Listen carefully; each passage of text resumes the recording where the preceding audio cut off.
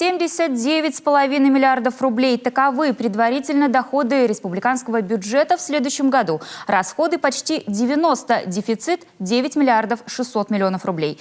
Это едва ли не предельно допустимый уровень. На сокращение наполняемости бюджета повлияла сложная эпидемситуация в стране, ограничение работы предприятий, падение цен на нефть и газ, а также рост курса иностранной валюты. Такие данные были озвучены сегодня на заседании комитетов регионального госсовета. Подробнее Алексей Корчма.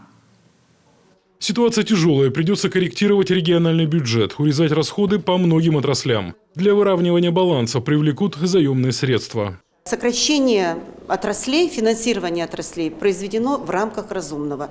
То есть те самые минимальные объемы, которые возможно было сделать, не затронув интересы наших жителей. Социальные обязательства сохранены и все будут выполняться в полном объеме. Вот мы слышим, продлеваются меры поддержки для семей, имеющих трех детей и более.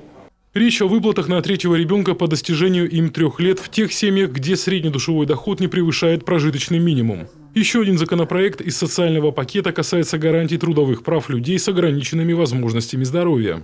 Квота будет выполнена не в момент создания рабочего места, а когда инвалид будет принят на работу. Поддержат депутаты и медицинских работников. В условиях пандемии резко возросла трудовая нагрузка на медицинских работников, угроза их жизни и здоровья в связи с исполнением своих служебных обязанностей.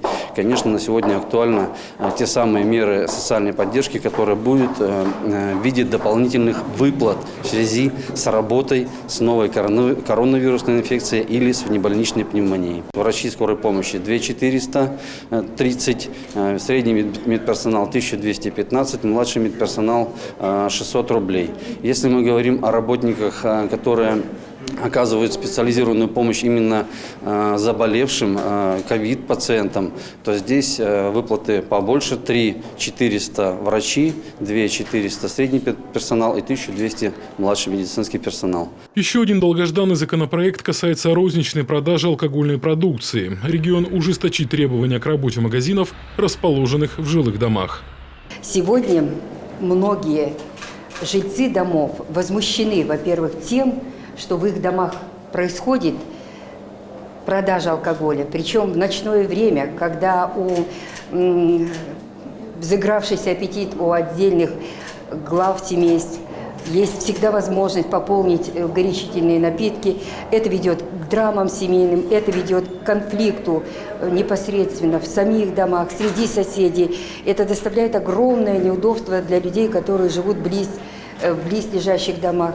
Всего на заключительном заседании осенней сессии депутаты рассмотрят чуть более 30 вопросов. Помимо проекта бюджета на следующие 3 года, парламентарии внесут изменения в закон о приватизации госимущества, о льготных тарифах в сфере теплоснабжения, водоснабжения, водоотведения и обращения с ТКО. Рассмотрят также вопросы градостроительной деятельности и увеличат размер пожизненного ежемесячного содержания спортсменов, прославивших Республику Коми на международном уровне.